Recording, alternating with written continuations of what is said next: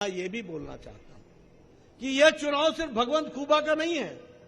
यह चुनाव हमको आगे चल करके भारत को, विकसित भारत का संकल्प को पूरा करने का चुनाव है। इस बात को हमको ध्यान में रखना है।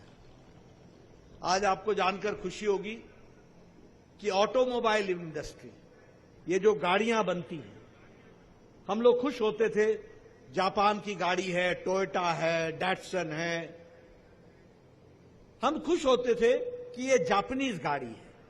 आज आपको जानकर खुशी होगी कि भारत ने जापान को पछाड़ के भारत दुनिया में तीसरे नंबर का ऑटोमोबाइल मार्केट बन गया। तीसरे नंबर का ऑटोमोबाइल। आपको जानकर खुशी होगी कि हम दुनिया को दवाई बेचने में, देने में, मैन्युफैक्चरिंग में, दुनिया में हम दुनिया की को दवाई देने में हम नंबर 2 पर आकर के खड़े हो गए। आज दुनिया की डिस्पेंसरी भारत बन गई है। सबसे सस्ती दवा और सबसे कारगर दवा अगर है तो भारत बना रहा है और 138% हमारा एक्सपोर्ट बढ़ गया है। पेट्रोकेमिकल्स में 106% हमारा एक्सपोर्ट बढ़ गया। इस्पात बनाने में, स्टील बनाने में, कभी हम जिसका रॉ मटेरियल से लेकर के सब कुछ हम चाइना से लेते थे, आज स्टील बनाने में भारत मैन्युफैक्चरिंग में नंबर 2 पर आकर के खड़ा हो गया। नंबर 2 पर खड़ा हो गया। 10 साल पहले आपके घर में दीपावली में जो आप गणेश भगवान खरीद के लाते थे ना, भगवान जी को, गणेश भगवान, वो मेड इन चाइना होता था। मेड इन चाइना गणेश भगवान। आज टॉय इंडस्ट्री में भी भारत 3.5 गुना अपना एक्सपोर्ट बढ़ा लिया और तीसरे नंबर पर आकर के खड़ा हो गया। आप लोग, मैं बार बार बोलता हूं, ये आप लोग मोबाइल लेकर के चलते हैं।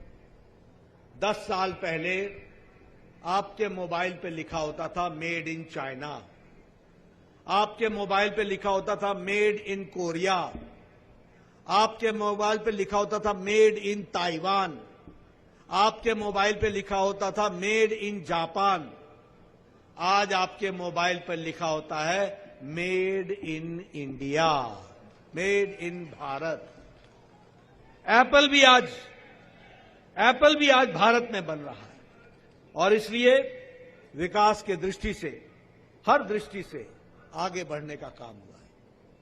सुरक्षा की दृष्टि से भी भारत में बहुत बड़ा परिवर्तन आ गया और मैं हमेशा इसकी चर्चा करना चाहता हूं क्योंकि मैं बॉर्डर स्टेट से आता हूं, पहाड़ी इलाके से आता हूं। हमारे इलाके के पास जम्मू कश्मीर में, पुंछ में, यूपीए के जमाने में, कांग्रेस के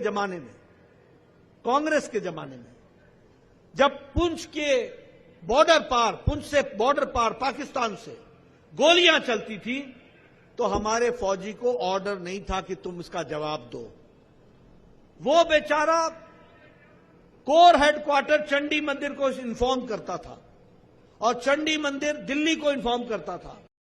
दिल्ली बोलता था चुप बैठो, जब बताएंगे तो जवाब देना।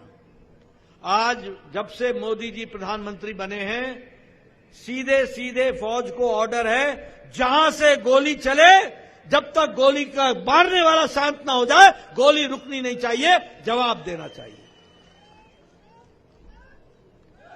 अगर उरी की घटना घटी तो प्रधानमंत्री जी ने 10 दिन के अंदर सर्जिकल स्ट्राइक करके घर में घुस करके पाकिस्तान के छिटके छुड़ाए।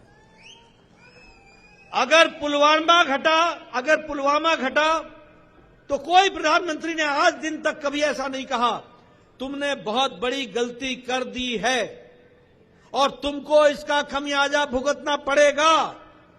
सीधे प्रधानमंत्री ने बोला और 10 दिन के अंदर बालाकोट एयर स्ट्राइक करके घर में घुस करके दुश्मनों को मारा। इस तरीके से काम किया।